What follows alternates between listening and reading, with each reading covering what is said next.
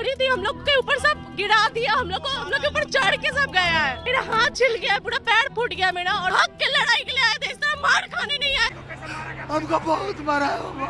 नीतीश तुम बताओ, तुमसे जवाब लेंगे हम। तारीख 29 दिसंबर 2024 पटना के गांधी मैदान में जनसुराज के लीडर प्रशांत किशोर के साथ साथ हजारों की तादाद में बीपीएससी अभ्यर्थी धरना प्रदर्शन कर रहे होते हैं। शाम के समय में डिसाइड किया जाता है कि मुख्यमंत्री आवास की तरफ एक लंबा मार्च निकलेगा। पुलिस उस रैली को रोकने के लिए बैरिकेडिंग लगाती है। अभ्यर्थियों पर वाटर कैनन का यूज किया जाता है। साथ ही साथ पुलिस के द्वारा काफी बड़ी लेवल पर लाठी चार्ज की जाती है, जिसमें बहुत से अभ्यर्थी घायल होते हैं, बेहोश हो जाते हैं। पर दोस्तों, ये सब हुआ ही क्यों और क्या जरूरत पड़ गई बीपीएससी अभ्यर्थियों पर इतनी सामत ढाने की, जानेंगे ये सारी कहानी इस 5 मिनट में, इसीलिए लास्ट तक जरूर बने रहिएगा। 13 दिसंबर 2024 को बीपीएससी कहे तो बिहार पब्लिक सर्विस कमीशन का एग्जाम होता है और एग्जाम के दौरान ही पटना के बापू एग्जामिनेशन सेंटर पर धांधली जैसी न्यूज आती है और पता लगता है कि उस सेंटर पर पेपर लीक हो गया है। और उसके बाद से ही बीपीएससी एस्पिरेंट का गुस्सा 7वें आसमान पर था। इसके बाद आयोग ने बापू एग्जामिनेशन सेंटर की एग्जाम को कैंसिल कर वहां पर री एग्जाम होने का आश्वासन दिया और 4 जनवरी 2025 को डेट निर्धारित कर दी गई कि दोबारा एग्जाम लिया जाएगा। पर बीपीएससी अभ्यर्थियों की मांग थी कि पूरी बिहार के एग्जाम को कैंसिल किया जाए और बिहार में फिर से री एग्जाम हो। जिस मांग को रखने के लिए स्टूडेंट कमेटी के द्वारा पटना के गर्दनी बाग में अभ्यर्थी के द्वारा धरना प्रदर्शन किया जाता है। एस्पायरेंट में से 7 बच्चे डिसाइड करते हैं कि वो सब आमरण अनशन पर बैठेंगे, जिसमें खाना पीना सब कुछ त्याग देना होता है। उन दिनों इन अभ्यर्थियों के समर्थन के लिए कई विपक्षी नेता भी पहुंचे, जैसे तेजस्वी यादव, पप्पू यादव, प्रशांत किशोर के साथ साथ तमाम राजनीतिक कार्यों को अंजाम दिया गया।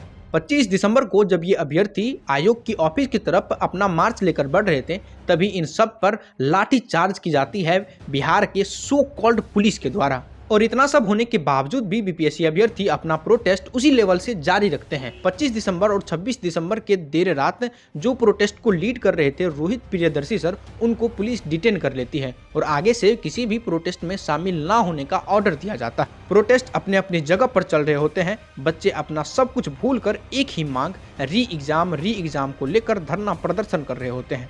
और फिर जनसुराज के लीडर प्रशांत किशोर के द्वारा 28 दिसंबर को सूचित किया जाता है कि वो लोग 29 दिसंबर को पटना के गांधी मैदान में प्रदर्शन करेंगे। 29 दिसंबर को ही प्रशांत किशोर के साथ साथ पूरा दिन वहां पर धरना प्रदर्शन होता रहा और 29 दिसंबर के शाम में डिसाइड किया जाता है कि गांधी मैदान से मुख्यमंत्री आवास तक पैदल रैली निकलेगी। वो रैली जब निकलती है और वो रैली जब आगे बढ़ती है, तभी पुलिस के द्वारा बैरिकेडिंग लगाकर रैली को रोकने की कोशिश की जाती है।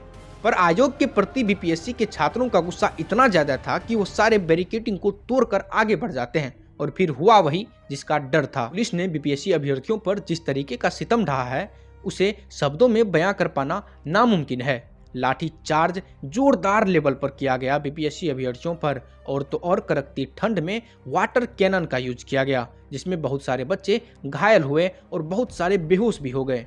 पर दुख तो इस बात को सोचकर होता है कि बीपीएससी के अभ्यर्थी कभी सोचे भी नहीं होंगे कि उसे अपने ही हक के लिए इस तरीके का दुख को झेलना पड़ेगा, इस तरीके की लाठियां खानी पड़ेगी। आज बिहार में युवाओं की संख्या सबसे अधिक है और यहीं पर इन युवाओं को अपना जीवन यापन करने के लिए, अपने लिए हक मांगने के लिए लाठियां खानी पड़ती है। कड़कती ठंड में पानी का प्रेशर झेलना पड़ता है और तो और पुलिस के आगे हाथ जोड़ना पड़ता है और प्रशासन, बिहार सरकार और आयोग के कान पर जू तक नहीं रेंगती। यही तमाम चीजें बीपीएससी और बिहार के एडमिनिस्ट्रेशन सिस्टम पर जमी धूल को साफ साफ दिखा रहा है।